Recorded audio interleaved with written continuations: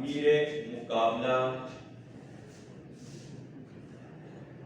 عزیز toast master اور مہمانان گرامی، ایک مختصر لمحے کے لیے اپنی آنکھیں بند کیجیے اور سوچئے کہ آپ کی کنپٹی پہ بندوق ہے، کیا آپ اپنی پوری ذہنی صلاحیتوں کو استعمال کر پائیں گے؟ کیا آپ صحیح طرح سوچ پائیں گے؟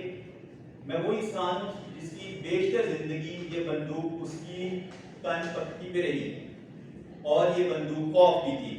کیوں؟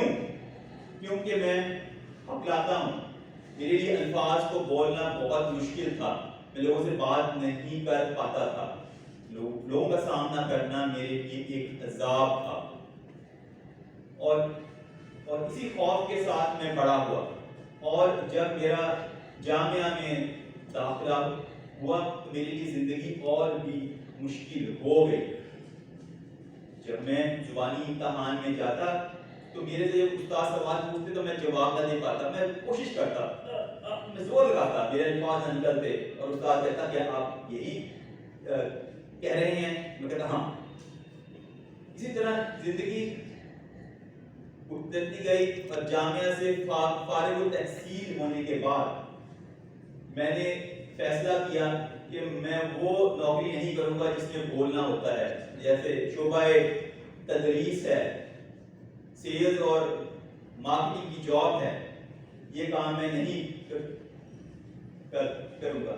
کافی اداروں میں نے کام کیا، پر میرے اندر وہ خلش رہی، وہ سوچ رہی کہ میں کچھ بڑا کر سکتا ہوں، اللہ پاک نے مجھے کسی کام کے لیے پیدا کیا ہے، اور میں اگر اسی خوف کے ساتھ جیا تو میں کچھ نہ کر پاؤں گا اور اللہ تعالیٰ کے ہاں مجرم ٹھہروں گا۔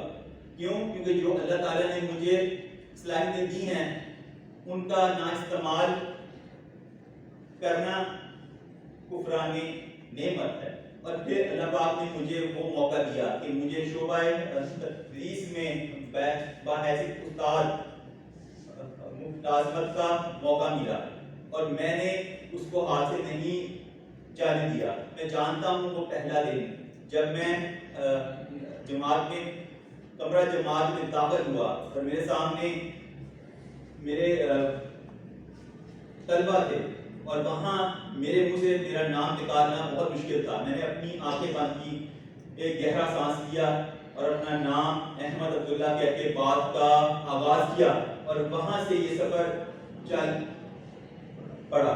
اللہ تعالیٰ کو ہر انسان کو اونچا لے کے جانے کے لیے کچھ نہ کچھ مشکلات منظور ہوتی ہیں، اور میں جب اچھی ملازمت کی تلاش میں ایک اور جامعہ میں گیا تو وہاں مجھے انہوں نے انکار کر دیا کہ آپ کی زبان میں لکنت ہے، ہم آپ کو استاد کی نوکری نہیں دے سکتے۔ میں بہت حیران ہوا، میں نے کہا میں آپ کھڑے ہو کے کسی بھی مضمون پہ میں 5 منٹ بات کرتا ہوں، اگر آپ میری بات نہ سمجھ سکے تو میں خود اٹھ کے چلا جاؤں گا۔ میں نے 5 منٹ بات کی، پر انہوں نے کہا کہ ہمیں آپ کی ہر بات سمجھ آئی ہے، پر ہم آپ کو نوکری نہیں دے سکتے کیونکہ آپ ہکلاتے ہیں۔ اس وقت میرا غصہ 7ویں آسمان پہ تھا، اور میں نے اس غصے میں اپنے توجہ کو، غصے کو میں نے مرکوز کیا، اور میں نے یہ فیصلہ کیا کہ میں کچھ ایسا کروں گا، کچھ بڑا کروں گا، اور اس سے پہلے اپنے اس زبان کے مسئلے کو حل کروں گا۔ اور یہی وہ دن تھا جو سیکھ گلوبل فاؤنڈیشن کی بنیاد بنا، ایک ایسا ادارہ جہاں میرے جیسے بہت سارے لوگوں کی زبان کو ٹھیک کیا جاتا ہے، اور جو لوگ ذہنی امراض کا شکار ہیں ان کی مدد کی جاتی ہے۔ اور یہی اس کے بعد سیکھ گلوبل ٹوسٹ ماسٹر کلب کی بنیاد پڑی۔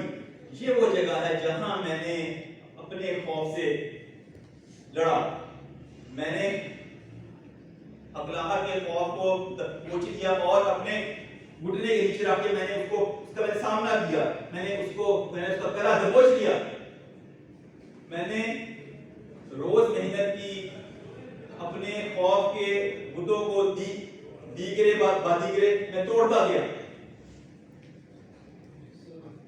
ये आसान काम नहीं था, मुझे बहुत नाकामियां देखना पड़ी, पर मैंने नाकामियों से दोस्ती कर ली। नाकामियों को मैंने अपनी दुल्हन अपना लिया, पर उनकी तादाद इतनी है, ये मौजूद किसी और दिन के लिए।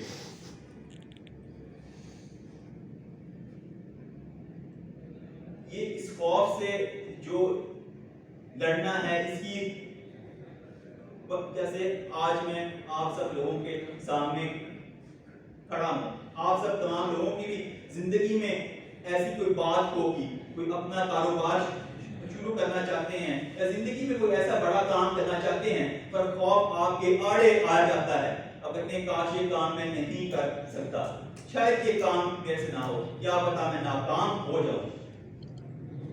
तो मेरे दोस्तों, इस खौफ से लड़कर ही हम अपनी मंजिल पा सकते हैं। इसी शायर ने क्या खूब कहा है, जुनून से और इश्क से मिलती है आजादी।